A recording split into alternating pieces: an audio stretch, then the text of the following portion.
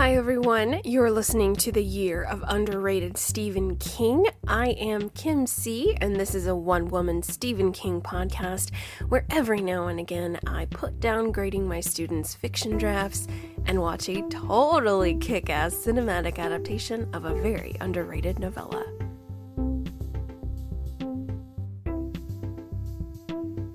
Hello friends, I am so excited to be with you today. Welcome. I am caffeinated and ready to go. This episode is going to be exploring the 2022 Netflix release of Mr. Harrigan's Phone. We're going to talk about what I liked, which was everything, as well as maybe one or two things I'd like to bring up in the criticism section, but mostly we're going to talk about what I thought of this amazing, wonderful, clearly you know how I feel about it, film that was just released this week. So before you proceed any further in this episode, I would like to strongly suggest and advise that you have done two of two things, or at least one of two things. Firstly, please read the novella, ladies and gentlemen. I really think you'll get a little bit more out of it if you've read the novella. I understand if you don't have the time or the emotional bandwidth, or we got a lot going on. October's always a busy month. It's a great month. If you don't have time to sit down and read it, definitely get your hands on the audiobook of 2020's If It Bleeds. It is the very first novella narrated by superstar Stephen King performer and actor Will Patton, who is absolutely legend. He has narrated Dr. Sleep and The Outsider, as well as numerous others, and he takes King's already golden works and makes them platinum, in my opinion. But get your hands on the audiobook. The novella itself is approximately 90 pages in the American hardcover, most likely double that in the paperback release. Will probably take you about 90 minutes to 2 hours to listen to the whole thing, maybe read the whole thing if you're a quick reader, but I highly recommend getting yourself immersed in the text before watching the film. This is because I feel, and more on this later, the film is very, very close to the novella in a wonderful way. So highly recommend you have read the novella, listened to the novella, and have watched the 2022 release of Mr. Harrigan's Phone on Netflix. Make sure you've done at least one of those before proceeding with this episode. I don't want to ruin anything for you, but if you guys have jumped back or have previously listened to my If It Bleeds episode many moons ago in 2020, Mr. Harrigan's Phone was my favorite novella out of the four. The four in that release were Mr. Harrigan's Phone, The Life of Chuck, If It Bleeds, and Rat. I think Rat was my number 2 choice, followed by If It Bleeds, and lastly, The Life of Chuck. But I adore Mr. Harrigan's Phone, guys.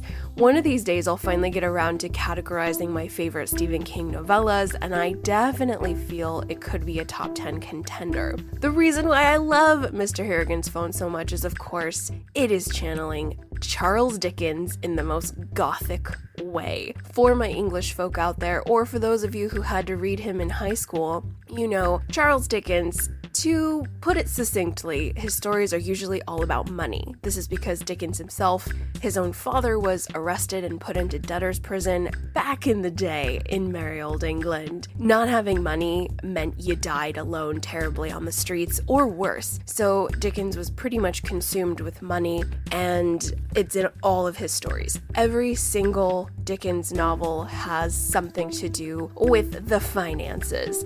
But what we have here with Mr. Harrigan's Phone is all of that Dickens stuff, all of those tropes of the elderly benefactor, the mysterious benefactor, but a huge heaping spoonful of the gothic. It is so good, guys. To hear me nerd out more on Mr. Harrigan's Phone, definitely jump back to my previous episode, the part 1 of If It Bleeds. I think I go pretty in depth as to what I love about it. But yes, there is so much to celebrate with Mr. Harrigan's Phone, the novella. Also, before I start talking about the film, I must celebrate the fact that this novella takes place in the town of Harlow, Maine, and Oh my gosh, everyone. Harlow is my new favorite place. I know that everybody loves Derry and Castle Rock's great, but Harlow, guys, Harlow is tremendous. For all of my revival fans out there, you know what's up. It takes place in Harlow. Also, for fans of 1982's different season, specifically is it Fall from Grace? It's something, but the body, that tale. Either the boys are from Moughton, Maine, traveling to Harlow, or they're from Harlow traveling to Moughton. One of the two, Harlow is featured. So what I'm noticing, and what I hope you all are noticing, is the town of Harlow is attached to some stellar Stephen King titles, guys. Yes, Castle Rock's amazing. Derry is always going to be where it's at, absolutely. But Harlow, everybody, it's super underrated. We should all go there for dinner one night, just saying. So I now want to segue into the film, but before I do, just to make sure we're all on the same page, let us have a brief summary of the story, just in case someone listening out there just wanted to hear my voice and not necessarily digest the content. I'm all about that. Totally fine with that. And you have no idea what Mr. Harrigan's phone is about. Here's what it's about. Craig is 9 years old when he starts working for 80-something billionaire Mr. Harrigan. Craig reads to Mr. Harrigan 3 days a week, and over the years forms a friendship with the curmudgeon but secretly kind Mr. Harrigan, who is escaping a long life of shrewd business deals in the small town of Harlow, Maine. When Mr. Harrigan passes away, Craig puts Mr. Harrigan's cell phone in his coffin, or rather in the breast pocket of his jacket, in the coffin, and in times of grief, Craig calls Mr. Harrigan's phone, and Mr. Harrigan answers in more ways than one. Alright, so that's our summary. That is what Mr. Harrigan's phone is about. I, of course, have left out loads and loads of things in that description because I don't want to reveal everything. Let's just say there's also a very big spotlight on the first generation iPhone. So this story is a little techie, and it's definitely shining a big light on Apple products. But regardless of that, this is a story about coming of age, grief, loss, friendship, all the good things, all those bold words that make me love King so much. So I was thrilled when I heard it was getting a cinematic adaptation. Could not wait for it to come out. And in order to hype myself up, I reread the novella. So I have now read the novella twice within the last 2 weeks, and I'm really smitten with it. So let's talk about the strengths. We're going to segue right now into the strengths of Mr. Harrigan's phone, the cinematic adaptation. We're going to go for it. Let's do it. Number 1, let's start with casting. Holy crap, everyone. Oh my goodness, the casting is superb. Superb in all caps. Oh my gosh. Okay, let's dig into it. Firstly, we must start with the legend that is Donald Sutherland. Ladies and gentlemen, Donald Sutherland is just Canadian glory. He is literally 87 years old. He is the perfect age for Mr. Harrigan. This guy is still acting. Oh my gosh. If you look at his past film credits, my God, guys, it goes on page after page after page after page. I think he's been in hundreds of films. He is fantastic. And I'm really happy to remember that Donald Sutherland has kind of revealed himself in the Gen Z generation, maybe a little bit, maybe more millennial. He played President Snow in the Hunger Games trilogy. That's a really fantastic young adult series. The films weren't too bad as well, and he plays the very sinister president of Panem, the very indulgent, gluttonous society that controls the Hunger Games. Super good. Definitely check him out in that, or check him out in anything else because he's wonderful. And by the way, you guys know I have had a major crush on his son, Kiefer Sutherland, my entire life. Granted, I love Ethan Hawke more. Ethan Hawke is my first and only love celebrity crush-wise, like he's the crush of my life, but spot number 2 is Kiefer Sutherland. And now that it's spooky month, I'm going to plug into my annual viewing of The Lost Boys, one of my favorite vampire films from the 80s. It is the best. Kiefer Sutherland is so hot. I'm sorry. I know this is a tangent nobody asked for, but I'm just gonna tell you, he's perfection, okay?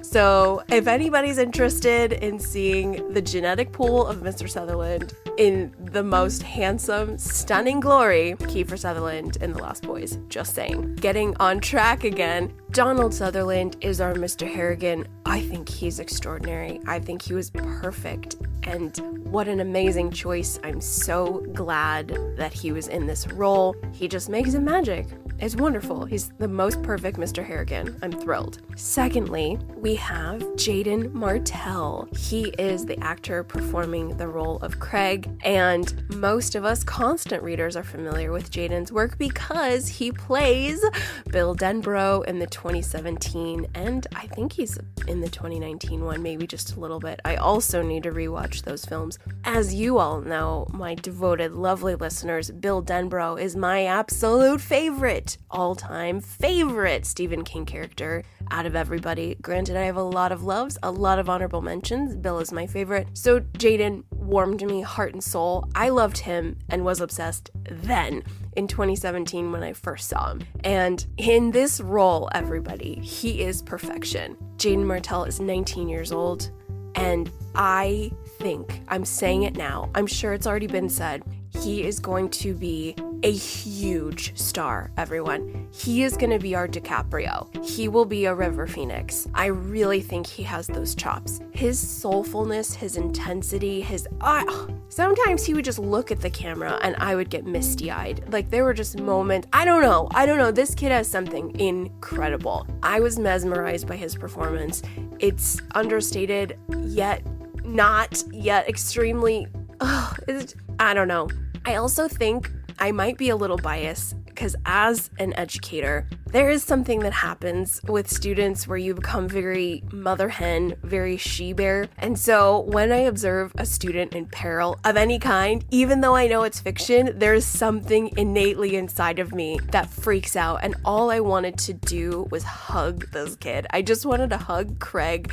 I just want to hug Jaden. This is probably why I should never meet him, because I would just want to hug him. And he has that face, he has that vulnerability, but yet that quiet strength. Oh my gosh, I just was so moved. I was so moved. I got misty-eyed several times during the film. He is a wonderful choice. I just feel he's gonna be a huge star. A huge star. This guy will win Oscars. I really believe it. I'm saying it now. He has it. He has something very, very special. And it's all consuming. He doesn't feel like he's acting. He's just naturally into the grooves of the part, into portraying a young boy who has met death very early on in life due to the loss of his mother, and holding that grief around inside you. It was real to me, guys. Like, when people lose people, when you are visited by loss at a young age, especially if it's a parent, like that's with you forever. And there is a little bit of shadow behind the smile there. And I don't know how he did it. He just did. And it was totally apparent. It just works. Donald Sutherland and Jaden Martell. Oh my goodness. Oh my God. Everyone was really well casted in this film. For example, when you guys read the novella, the physical description of Kenny Yanko, they found the perfect actor for that. It is right from the book. Kenny looks exactly like that. He's a very uncomfortable, sinister bully. I really loved that performance. It was unsettling and strange, but yet he wasn't irredeemable off the bat. I don't know. There was a lot of layers, a lot of really good nuance. And I have a question for all of the constant readers out there. There's a character in there named U-Boat. I feel, is U-Boat from something else? Is that an Easter egg? There was some sort of spidey sense. I don't remember if it was from the novella. I mean, I'm sure it's from the novella because this was an amazing script that did a fantastic job of staying very close. More on that later. But something was like, I feel the name or character of U-Boat it's from something else. Could be an Easter egg. It could just be me misfiring. That is highly possible. The casting of this film was terrific, guys. Everyone shined so bright, did so well. Craig's dad, the actress who plays Miss Hart, it's winning all over the place. Loved it, loved it, loved it. The second area that I greatly enjoyed in this production is the voiceover. In any screenwriting program, at least all the ones that I participated in when I have to teach screenwriting in my own classrooms, voiceover is one of those elements that pretty much everyone will tell you to avoid because it's very hard to get right. Voiceover, of course, is when there is a voice from a character in the film speaking, so we hear their voice as the film is going on. I can count on both hands the amount of films who have had voiceover, and it's terrible. For example, this is a film that I recently rewatched due to the sequel coming out soon, 2009's Avatar. If I would be allowed to have been in that editing room, I would have scrapped the voiceover right away from that film. If you guys watch 2009's Avatar, the first few minutes, the character of Jake Sully is narrating his journey to Pandora, and it's just, nope, it kills it. You need to take it right out. You need to just omit, delete right away. Voiceover is terrible. It usually never contributes to films in a good way. It cheapens them. It's always avoided. For the most part, typically avoided because it's hard to get right. Film is about what we can see with our eyes, right? It's what you're able to show visually, which is why we have page-to-screen adaptations. It's what we can visually show. Voiceover, it just doesn't work. However, everyone, I felt it works so well in this story, guys. We could sense the melancholy. We could feel the wonderful, wise, much older narrator reflecting on this time in his life. I felt it worked so well, and usually it doesn't. And it could be because I'm biased. I will admit that. I really like this story, so maybe I'm just overlooking the flaws, if there are flaws, or maybe I'm just giving them a lot of grace. I admit that could be a possibility. However, I've watched it twice now, and I really like it. I think it works, and usually I would never say that. I hate voiceover in films. It's never done right, and here it works. I think the sporadic nature of it, the fact that it just enhances those tiny moments, I really liked it. I really liked it. Maybe once I see it a few more times, I'll feel differently, and I'll decide that maybe it isn't a good idea, but I don't know, everybody. I was really pleased with it. The voiceover throughout the film, I loved it. I was like, I'm okay with this. I think that it's warmth, and Craig himself is a quiet character, seemingly quiet. He speaks with a soft voice. He's a gentle presence. So having that additional emotional monologue come out of him so we could hear it, so we could get closer to Craig, I really appreciated that. I actually really enjoyed it. Number 2, voiceover. Number 3, the artistic decisions. Oh my goodness. I know there's probably a better way to phrase that, but all in all, everyone, some really smart decisions were made in this story that makes it a winner for me. So firstly, we've kind of mentioned a little bit here and there, we have a terrific script, everyone. This is so close to the novella, and what I appreciate is that they didn't really make anything up. The enhancements they brought to the film augmented what was already there. They didn't skew from the path and just go wild with a totally different storyline, character names we've never heard of. They stayed so true to the story, and so we have a couple enhancements that weren't in the original novella. One of them, of course, is Mr. Harrigan's closet, where there's just like a bunch of photos and memorabilia in there. That is not present in the story, so that is an addition, but it enhanced the bond and the mystery of Mr. Harrigan. It enhanced Craig's connection to him. I loved it. I felt it was a smart decision to add that. There was also the addition of Craig visiting the Bilodeau trailer park residence. Bilodeau was somebody who we learn in the film and the novella stole from Mr. Harrigan, and Mr. Harrigan, in quotes, made him pay. So we don't exactly know what that is, and so we're led to believe from the character of Mr. Harrigan that there wasn't outright violence, especially Mr. Harrigan being in his old age, but I think he used his money and connections to make sure Bilodeau never worked again, and Bilodeau ended up committing suicide. So that was a segue that really added to the mystery. it didn't take away from the integrity of the story. It just enhanced what was already there. And I'm so appreciative of that, guys, because I think most of the time we have screenwriters who they get the rights to a project and they absolutely go nuts with it. I know a lot of folks out there have favorite novels and book series, and then they go to the big screen and stuff is inserted that never, ever, ever happened. And you're just like, why would you do that? Why would you make up stuff that never, ever happened? It's one of those that I shake my head vehemently. I understand that the decisions made are to try and make the story stronger, blah, blah, blah, but no, enhance what's already there. Just stay on that path. So great script, wonderful enhancements. The changes implemented make the story a little richer and a little better. I also love the beautiful setting, everyone. This was filmed in Connecticut. I really gotta make it out there. New England is so beautiful in the fall. I believe this was filmed from October to December, so we just have some glorious, gorgeous setting. Really beautiful filming. It really captures that autumnal changing of the seasons, which adds to those themes of growing up and becoming an adult. It's just really beautiful. I also really love some of the stylized elements that we have. For example, there are two occurrences that kind of made me swoon a little bit.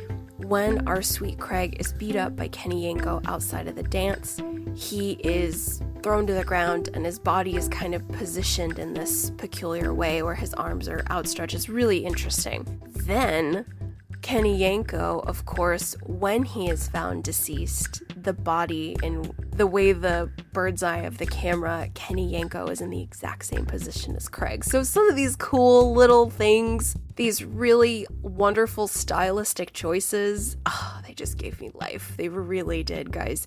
This was beautifully filmed. There was really a lot of heart to this. It was special and cool and layered and emotional and very mysterious. And to expand on that a little bit more, what I absolutely love in the novella as well as the film, the mystery of Mr. Harrigan is carried the entire time. We have so many gothic elements with seemingly the dead coming back to life. However, nothing is ever observed in the physical, right? We don't have a monstrous undead zombie Mr. Harrigan traipsing around and getting caught on hidden camera. We don't have any of that. We don't have any dirt following from the grave. Like all of these old school horror elements, we don't have that. We have pure mystery. Somehow, all the reader and the viewer knows is that Mr. Harrigan, in connection with Craig, is making the enemies in Craig's life die, disappear, taking them off the board altogether. We know the way these people died. We just have no idea. So psychic possession, nightmares, actual visitation from a ghostly spirit, most likely. We just don't have any of that. And the mystery is what makes it so compelling. We just don't have any concrete proof. There isn't any monster or special effects makeup to pick apart and criticize and say, that's not scary at all. No, it's actually incredibly scary because we don't understand how Mr. Harrigan is doing this. We don't know the ways that he is getting in the faces, in the minds, in the spirits of these individuals and making them commit suicide.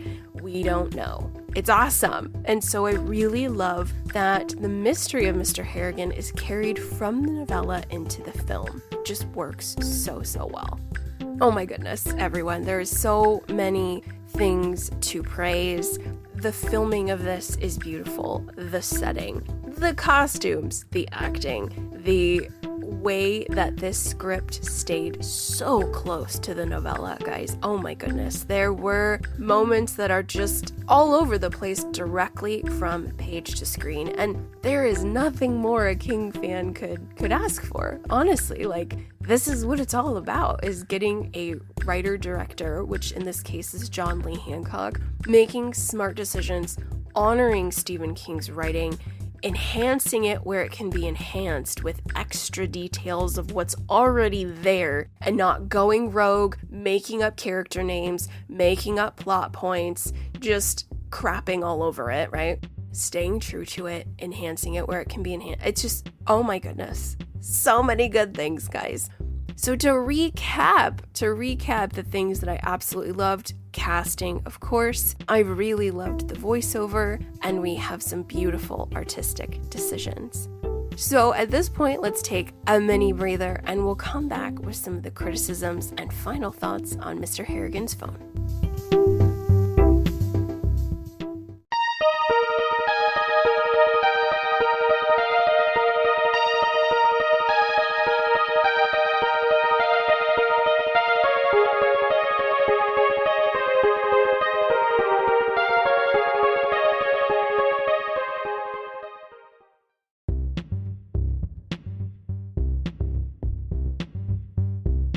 Okay, friends, thank you so much for listening thus far. I was very disheartened and sad to hear that this film is getting mixed reviews. However, I have a few theories. Some of the articles I've taken a look at have been extremely in favor of the emotional heart of the movie. However, I feel a lot of the bad press or the mediocre press is because this was not marketed very well. However, I also think it's such a tricky thing, what we have here, folks. So if you watch the original trailer for Mr. Harrigan's phone, there is a lot of horror elements in that trailer, guys. We also have the mention of Ryan Murphy and Blumhouse. These are huge names in the world of horror cinema. Ryan Murphy, of course, is attached to the American Horror Story franchise, of which there are several seasons. That franchise is actually way too scary for me. I can't do it. It's a lot of the things that I really can't handle as a viewer, a lot of slasher stuff. I did like the first season, although, yeah, it was really unsettling. I'm actually too chicken for American Horror Story. I really wanted to like the Roanoke one. It was just a little too blood-soaked for me because I love Roanoke, that whole mystery, the Virginia commune that disappeared off the face of the earth. Please check out 1999 Storm of the Century because Stephen King writes about Roanoke, Virginia in that miniseries. It's amazing. Check it out. But Ryan Murphy and Blumhouse, they are mentioned in the trailer. We also have a lot of quick cuts, little jumpy moments. This was marketed as horror, guys. And when you actually watch the film, there's no horror. None. I don't think there was even one jump scare. There is nothing horror about it. Gothic? Yes, lots of that. But there is so much emotion and coming of age and sweetness, and it's a lot of Craig being angelic and wonderful, and has this sweet presence and countenance to him. He would never hurt a fly. He's got friends. He's growing up. Like, that's where the spotlight is. Mr. Harrigan is slightly mysterious, and we do have this one scene that I'm going to talk about in greater detail here in a second. But Mr. Harrigan, he's cranky. He's a little bit of a Luddite in regards to technology. He's perhaps, I'm detecting maybe a little bit of a cranky Catholic in there, a lot of self-denial, a lot of withdrawing from anything pleasurable, potentially a little monastic. We could go there. But there is no horror here, guys. None whatsoever. And at first, I was reading these mixed reviews. I was a little sad about them, but I thought to myself, this is hard to do. The marketing for this film, like, how would I do it? I don't know if I would have made any changes. I don't know if you can make any changes, guys. The way the film was marketed was to get viewers. It is technically a gothic, frightening story. We have a man that dies, and he is sort of coming back to life via technology and a trail of dead bodies. Like, that in itself is a frightening thought. So you would want to market it as a horror film. You definitely would, but it's like, there's no horror. There's so much more emotion and heart, and I feel that's why it's getting mixed reviews, guys. I feel the people that really went into this wanting to be scared, wanting to see some stuff, they were disappointed because their expectations were set upon the wrong things. Ergo, please make sure you've read the novella, because if you are expecting horror, you will not find it. I am the biggest chicken out there. There was not one time where I was scared. Not one. This is an emotional story. It is full of feels, and there's No, there's just no horror, guys. So the marketing, I believe, poorly contributed to the reception of the film. However, if I had the opportunity to be on that marketing team, I don't know what I would have done. I don't know. Like, do you ignore it altogether? The huge center point of this story, which is Mr. Harrigan being reached by an iPhone in death, and the enemies of Craig being destroyed seemingly by the ghost of Mr. Harrigan, right? There's just, that's what you have to market. That's how you draw viewers. That's how you draw interest. That is a frightening concept. That's the core of our story. So it's just a rock and a hard place, ladies and gentlemen. You can't take out the frightening aspect of that and just wax it over with the coming of age sweetness of a young boy befriending an old man who gives him a large amount of money for school and who changes his life for the better, XYZ. No, because this is a frightening story. This is a gothic story. You have to highlight that. We just got super stuck, everybody. I don't know how else to market this thing. I really don't. I wish I could have been there to... this is just, it's really hard. So I encourage, please make sure you spend some time with the source material, and I think you'll enjoy the film so much more. However, if you watch the film without knowledge of the source material and you're expecting something really frightening, I think you'll be disappointed, everybody. Tell your friends out there, make sure you've read the novella first. They'll really get a good sense of what King is working with. He's created a beautiful coming-of-age story with some gothic, spooky elements, but no horror. For those of you who have read the novella, there is one element I want to shine a spotlight on. Kenny Yanko, of course, when he passes away, it isn't due to falling out of a window with shoe polish all over his mouth. I loved that in the film. So terrific. But in the novella, it's autoerotic asphyxiation gone wrong, and his hair was completely white.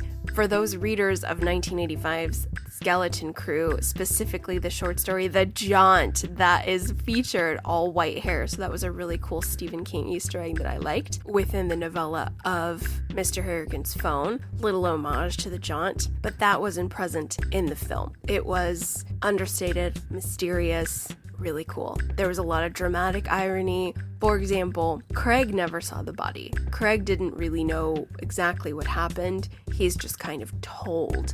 And so only the viewer gets to see these bodies. And it's just really cool. I really like it. But the criticism I have is the poor marketing. However, I don't know how I would change it. I think it's just one of those sticky things.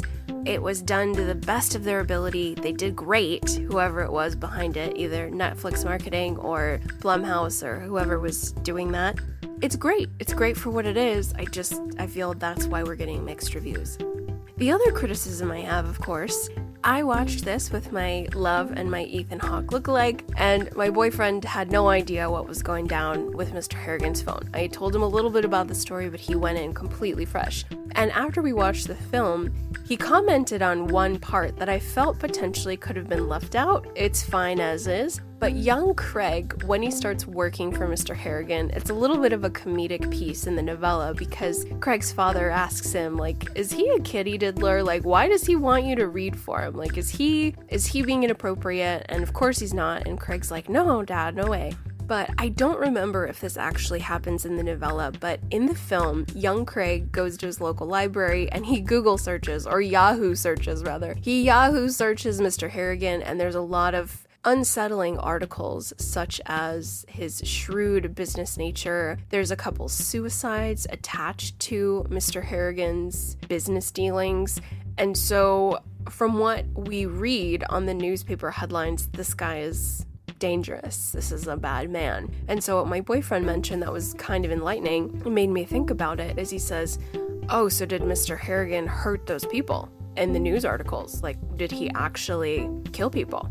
And I thought about that because it does lean that way. The newspaper articles kind of give hint that he might have had something to do with those untimely deaths, aside from just calling up a hitman and getting it taken care of.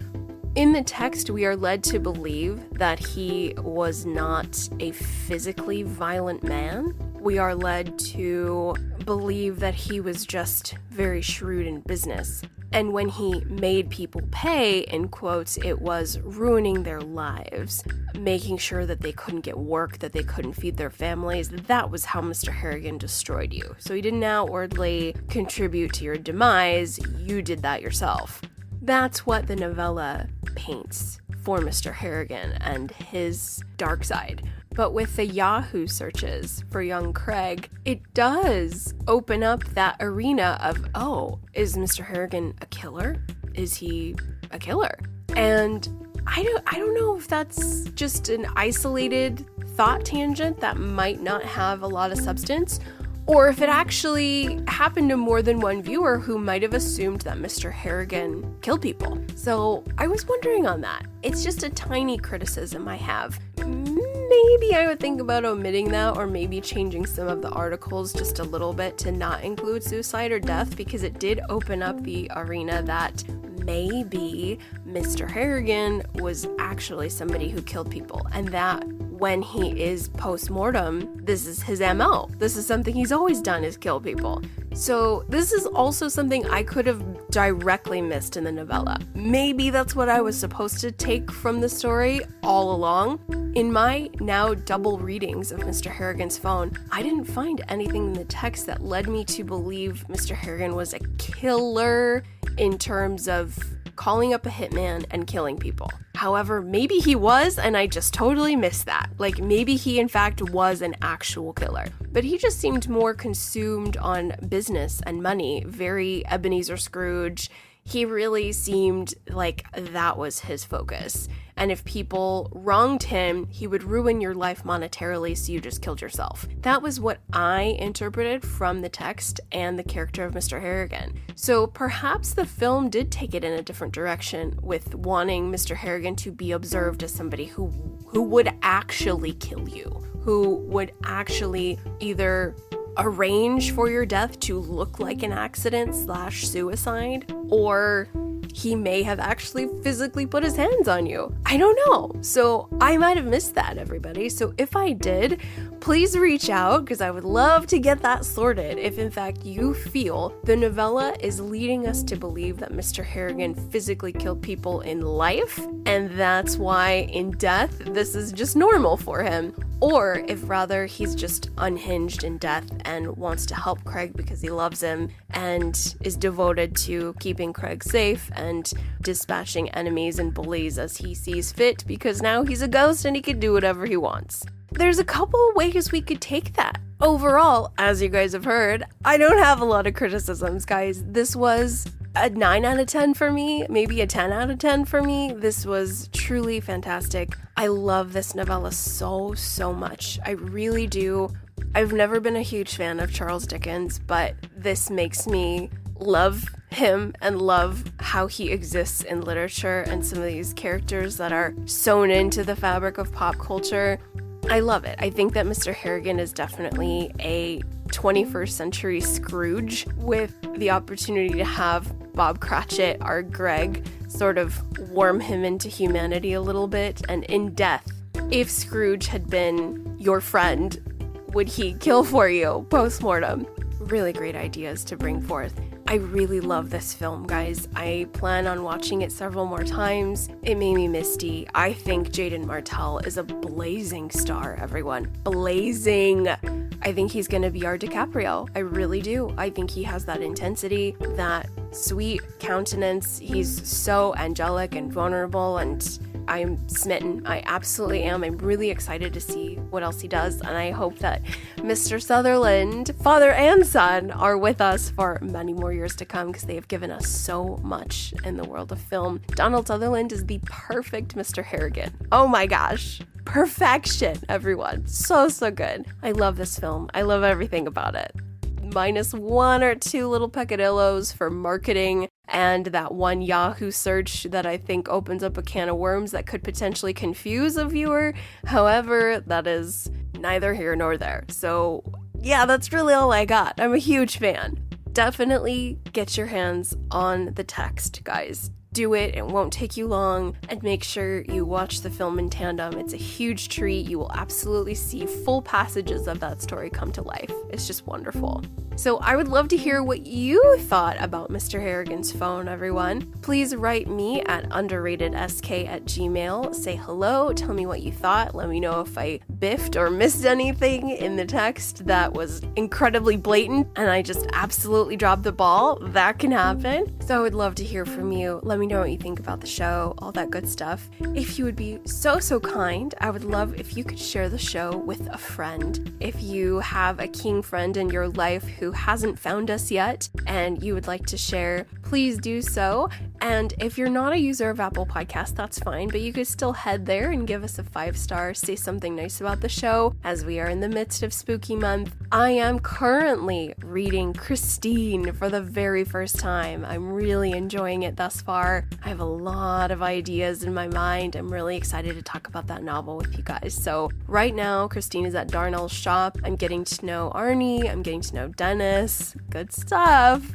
So Christine is going to be our next novel, and then we'll see what we have planned for the rest of 2022 as it gets hopefully a little colder in your area. For my Aussies, it's getting a little warmer, almost beach time, I think. Thank you all so very much for listening. Christine is up next. We will talk about the others here in the next couple weeks. Until then, wherever you are in the world, please take care, guys. Say hi if you haven't, and we'll talk to you soon. Bye.